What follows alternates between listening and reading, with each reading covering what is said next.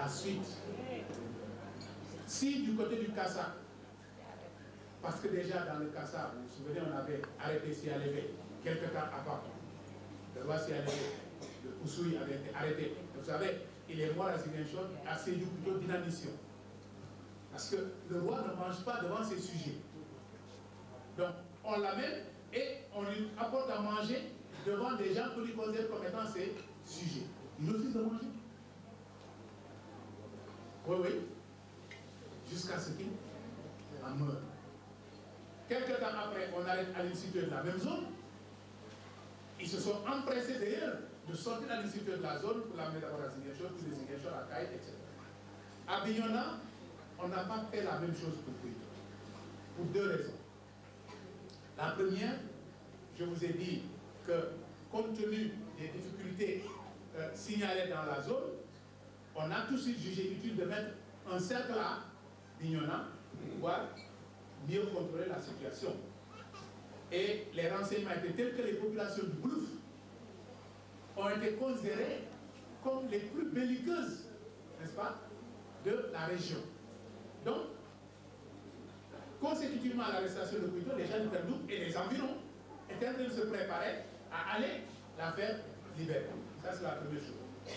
La deuxième raison, c'est qu'il semble que lorsqu'ils sont arrivés à Bignona, on a mis Koïto dans une cellule, puis, quand les gardes se sont retrouvés un peu pour une petite récréation entre eux, ils ont vu Koïto avec eux. Comment elle a fait pour être là? Ils l'ont retourné, ils ont trouvé la cellule fermée. Mais elle était dehors. Ils ont réouvert, on l'a réintroduit, bien fermé cette fois-ci, se sont assurés que c'est bien fermé, ils sont retournés s'asseoir, et ils ont retrouvé Koïto à nuit.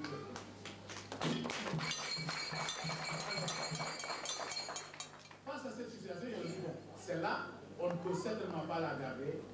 Et comme de toute façon, on nous signale que le Djougout est en train de s'organiser pour marcher sur Bignona, il vaut mieux la laisser partir.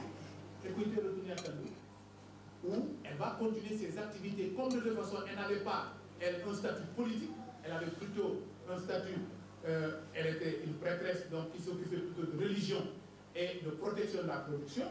Hein, elle a continué ses activités et cela jusqu'à sa mort.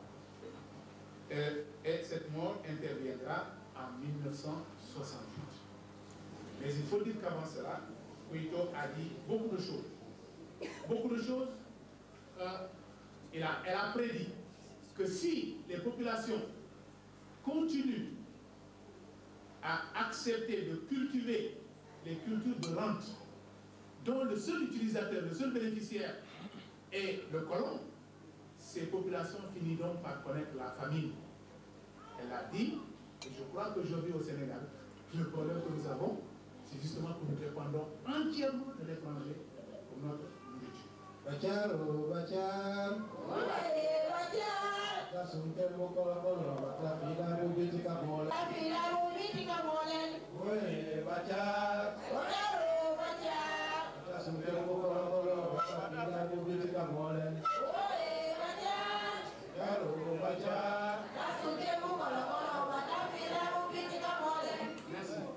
Alors donc, vos enfants partiront.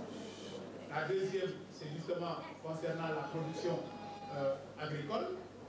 La troisième est donc qu'il faut méditer profondément.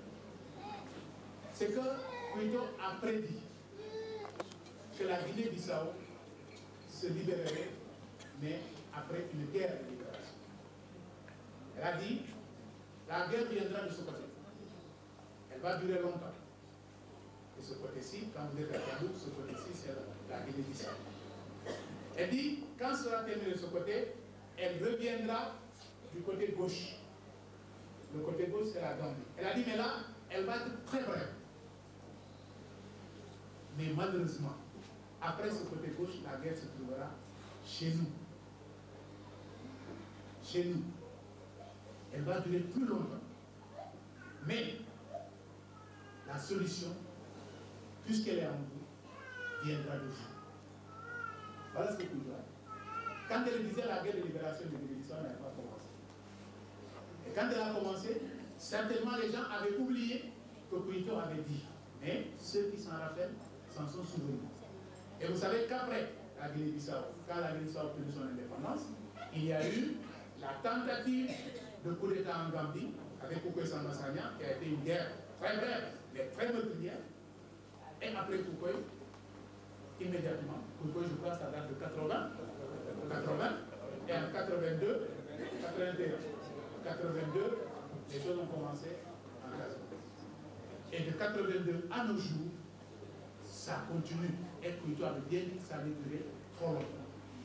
Mais ce qui reste une note d'espoir, c'est que Kouito a dit, la solution, elle est en vous. Donc, la solution est en nous. Elle est en chacun d'entre nous. Mais je crois que cette solution est d'abord en chacun d'entre nous, nous qui sommes originaires de cette zone où habite Kouito. Elle ne peut pas venir, à mon avis, elle ne peut pas venir d'ailleurs. Il faut que les gens soient suffisamment responsables pour comprendre que lorsqu'il y a danger dans la case de quelqu'un, c'est d'abord celui-là qu'il faut interpeller au premier chef et qu'il faut responsabiliser au premier chef. Et j'ai espoir qu'un jour, les gens comprendront qu'autant, lorsqu'il y a un problème à Touba, on demande à ceux qui ont des entrées et sorties à Touba de pouvoir interférer pour que ce problème se règle, il faut qu'on accepte que le problème de Casamance puisse être réglé à partir de ceux qui peuvent entrer et sortir de Casamance sans difficulté, sans contrainte. Et donc,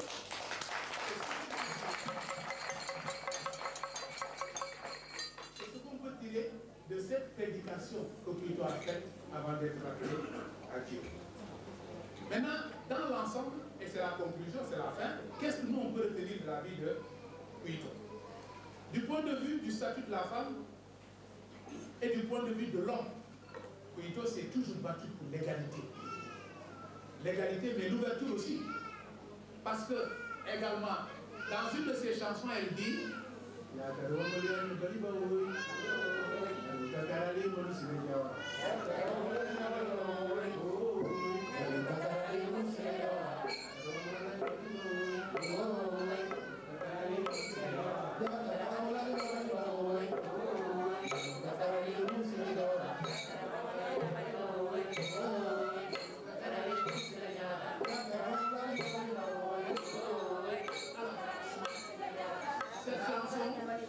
cette chanson signifie tout simplement que Diatta est plus grande que nous, mais amener les marmites et faire la cuisine pour les étrangers.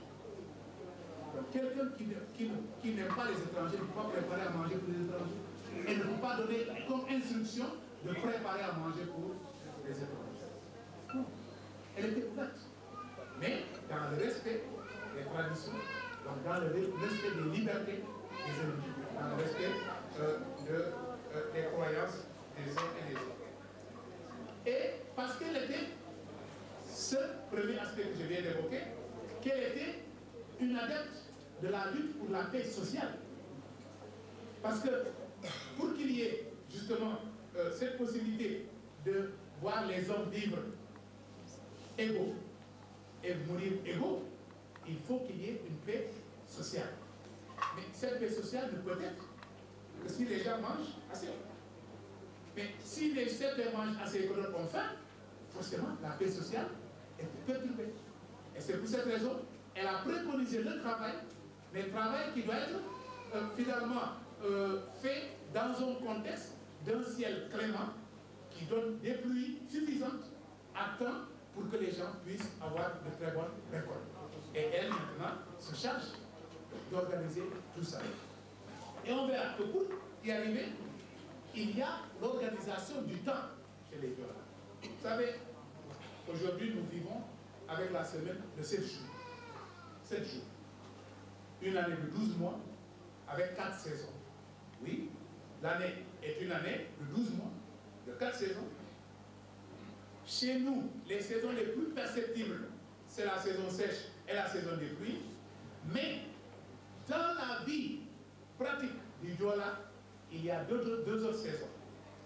Il y a donc la saison du Kouaguen. Maintenant, selon les villages, il y a des prononciations différentes. Kouaguen, c'est la saison de la récolte. C'est le printemps. C'est vraiment la saison belle. parce que tout mûrit et les gens vivent une vie très heureuse. Cette saison dure 3 mois. Puis il y a la saison du foulet, du franda, et la saison sèche, qui dure, elle, 4 mois. Ensuite, il y a la saison du bouillir, avant l'hivernage, qui est une saison de 2 mois. Et il y a la dernière saison, c'est le Foudiam, n'est-ce pas? C'est la saison des pluies. Alors, ça fait une année, et le Diola l'appelle Emit. L'année, Emit. C'est ça. Et vous voyez, Dieu, on dit Emité, l'année Emit. Parce que pour le Diola,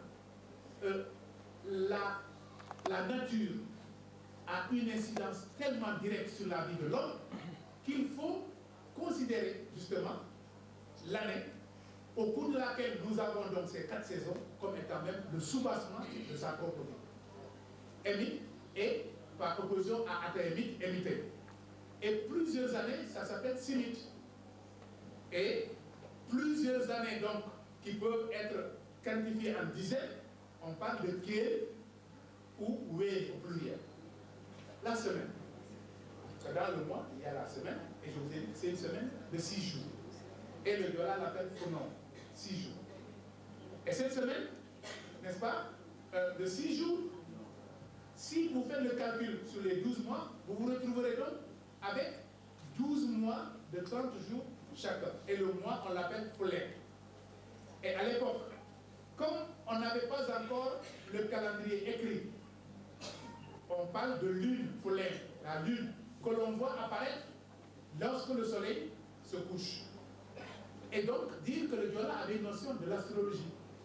Parce que non seulement il y a Foulée, mais il y a une étoile qu'on appelle Aliflem, qui apparaît avant que la lune n'apparaisse. C'est l'étoile du soir. Que les gens observent. Ceux qui allaient garder les vaches d'ailleurs, dès qu'ils voient apparaître Aliflem, ils se disent c'est l'heure, il faut courir parce que sinon on risque d'arriver trop tard. Et il y avait aussi d'autres étoiles, l'étoile du matin. On l'appelle Yutara Benai. Quand vous allez à une manifestation quelconque, jusqu'à ce que vous voyez sortir cette étoile le matin, vous dites oh ça y est, il faut courir parce que sinon le soleil va se retoucher. Donc ils avaient déjà cette notion de l'astrologie. La constellation qu'on appelle la Pléiade, c'est-à-dire cette constellation de 7 étoiles ou 8 étoiles, les Diola l'appellent Fodiogen, que tout le monde connaît. Et en fonction de la position de cette constellation, on va vous dire l'hivernage va arriver dans tel mois, dans tant de mois. Vous ne pouvez pas, mes chers amis, nous dire qu'un peuple qui a produit tout ça ne connaissait rien. L'accepter, c'est se nier. C'est le nier soi-même. Et c'est ce que nous cherchons justement à éviter. Il faut que nous acceptions que nos ancêtres connaissaient quelque chose. Alors, les 6 jours de la semaine,